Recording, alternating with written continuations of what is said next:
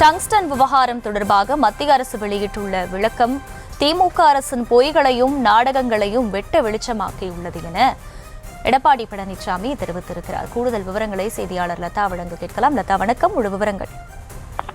வணக்கம்.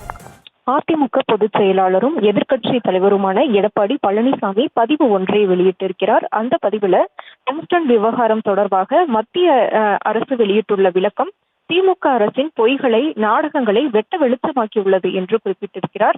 கடந்த 10வது மாதம் 3ஆம் தேதி அன்று திமுக அரசின் நீர்வளத்துறை அமைச்சர் எழுதிய கடிதத்தில் டங்ஸ்டன் சுரங்கம் அமைக்க எந்தவித எதிர்ப்பும் தெரிவிக்காமல் மாறாக டங்ஸ்டன் சுரங்கம் அமைக்க ஏலம் விடும் உரிமையை மாநில அரசுக்கே வழங்க வேண்டும் என கோரியுள்ளதை மத்திய அரசு அம்பலப்படுத்தி இருப்பதாகவும், மேலும் பிப்ரவரி மாதம் மத்திய அரசுக்கு நாயக்கர்பட்டி சுரங்கத்திற்கான நில தரவுகளை அனுப்பிய திமுக அரசு ஏலம் நடத்த எவ்வித எதிர்ப்பையும் பதிவு செய்யவில்லை எனவும் மத்திய அரசு தெளிவுபடுத்தி இருப்பதாக குறிப்பிட்டிருக்கிறார். மேலும் 2024 பிப்ரவரியில் டங்ஸ்டன் சுரங்கம் அமைக்க ஏலம் தொடங்கியது முதல் கடந்த 11வது மாதம் 7ஆம் தேதி அன்று ஏல முடிவு அறிவிக்கும் வரை மாநில அரசிடம் இருந்து எந்தவித எதிர்ப்பும் வரவில்லை என்றும் மீண்டும் ஒருமுறை மத்திய அரசு கூறியிருப்பதாகவும் அந்த பதிவுல குறிப்பிட்டிருக்காரு.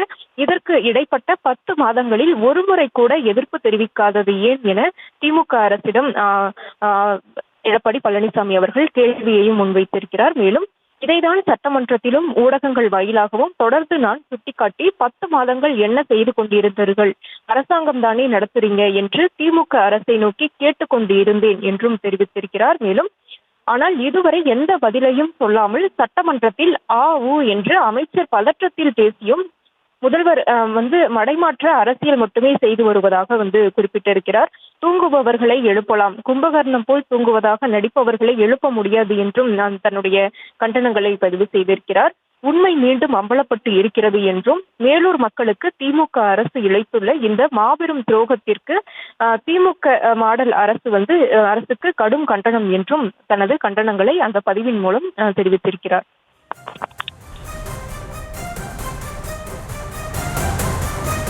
விவரங்களுக்கு நன்றி லதா.